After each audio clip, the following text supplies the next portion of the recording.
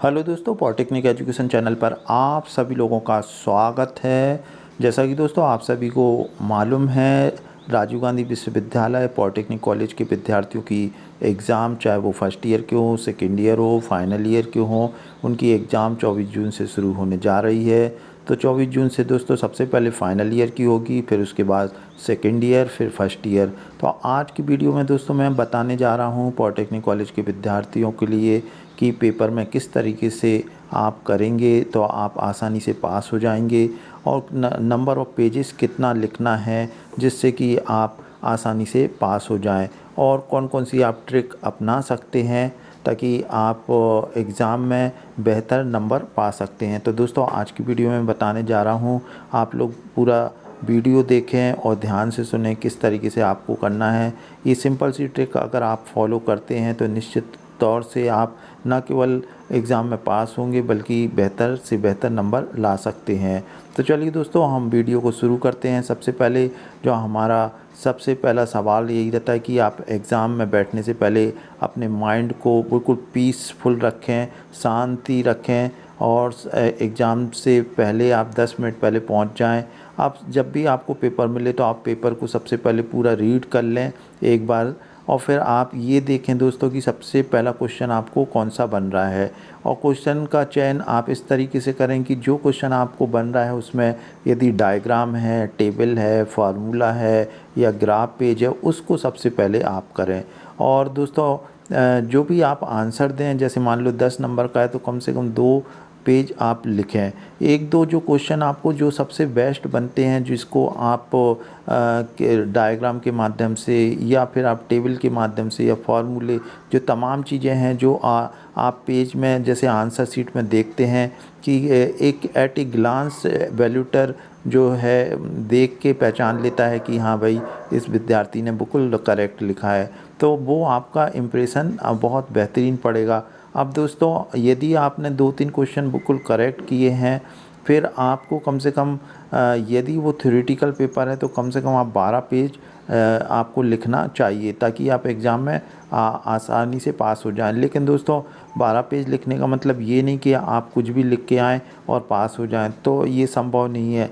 क्योंकि मैंने आपको बताया है कि 2-3 क्वेश्चन आप बहुत अच्छे तरीके से उसके आंसर दें, और क्वेश्चन नंबर लिखें, उसका ए पोर्शन कर रहे हैं तो आप ए लिखें, बी लिखें। इस तरीके से जब आप लिखेंगे तो आपका इम्प्रेशन काफ़ी अच्छा हो जाएगा। न्यूमेरिकल पोर्शन सबसे पहले ना करें क्योंकि दोस्तों गलत होने की संभावना ज़्यादा रहती है।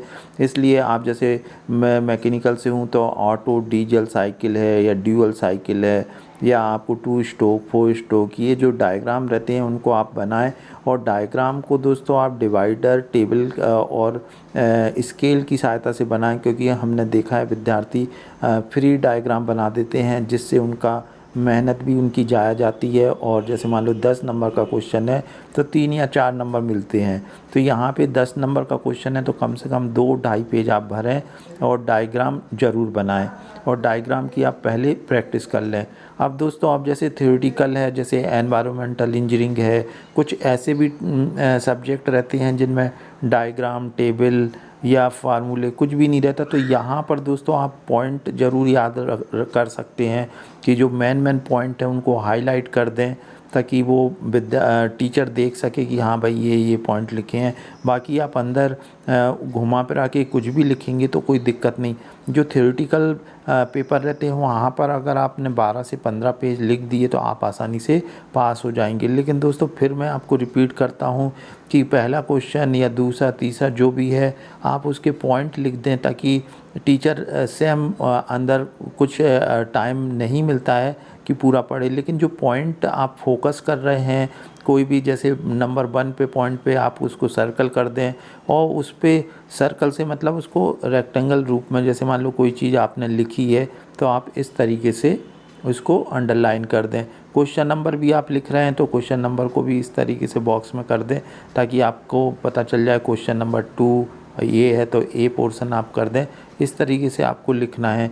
तो दोस्तों आप 12 से 12 पेज भी भर दिए थ्योरेटिकल, जिसमें एनवायरमेंटल इंजीनियरिंग है, और भी ऐसे सब्जेक्ट हैं जिसमें टीचर को ज़्यादा उसमें डायग्राम वगैरह नहीं रहते हैं।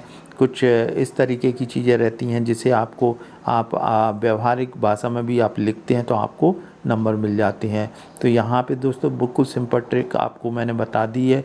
सबसे पहले आप वो क्वेश्चन करें जिसमें आपको डायग्राम की अभी से ही आप प्रैक्टिस कर लें। यदि आपका डायग्राम कमज़ोर है तो फिर आपको नंबर अच्छे नहीं मिलेंगे, क्योंकि डायग्राम और टेबल, फार्मूले, ग्राफ इन्हीं की सहायता से वैल्यूटर का जो है वैल्यूटर पर इम्प्रेशन पड़ता है, विद्यार्थियों की कॉपी बुक अलग दिखती है और इसी के माध्यम से फिर वैल्यूटर मन बना लेता है और डायग्राम के माध्यम से वो आपको बेहतर से बेहतरीन नंबर देता है। तो आप एक लिखने की कला भी आप सीख लें, किस तरीके से लिखना है, और दूसरा डायग्राम किस तरीके से बनाना है, और जो भी आप लिखें वो साफ़ सुथरा लिखें, बार बार काटें नहीं, ओवर राइटिंग ना करें।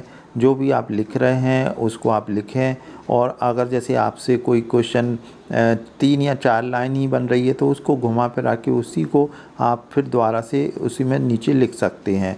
यहाँ पर दोस्तों मैंने आपको आसान ट्रिक बताई है। यदि आपको वीडियो अच्छा लगा हो तो वीडियो को लाइक करें, अपने दोस्तों के साथ ज़रूर शेयर करें, और वीडियो देखने के लिए थैंक यू।